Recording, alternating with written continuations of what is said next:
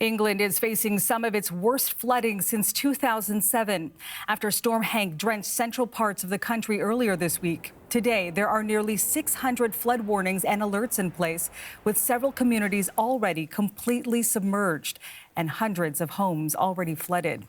Anna Cunningham is tracking this story for us from London this morning, and she joins me now. Anna, we're looking at those images, all of that water and now all of the warnings. So take us through just how bad the flooding is there right now and what we can expect to see in the few days.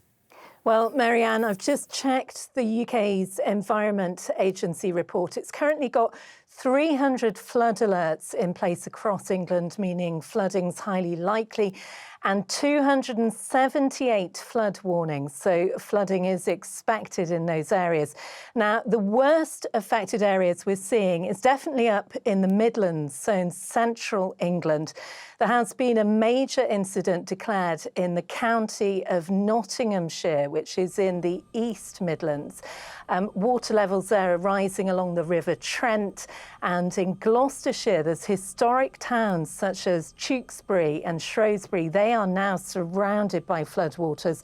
The River Severn there is rising. Roads have been cut off. There's hundreds of residents who've been told to evacuate their homes.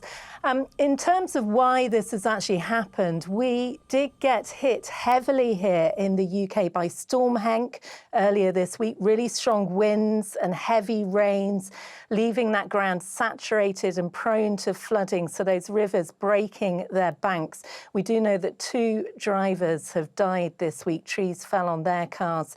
But also in the Midlands, just to let you know, I mean, there's a lot of farmland up there. So farmers are saying they've been affected. In Derbyshire, there was a group of cows that drowned in a field.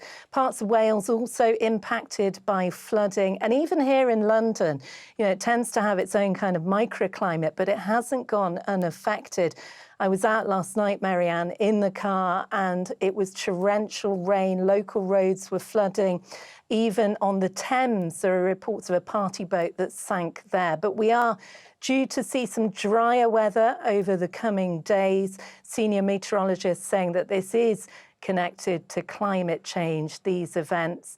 But hopefully with drier weather, those floodwaters will begin to recede. All right. Thanks so much for the update, Anna. That's Anna Cunningham in London.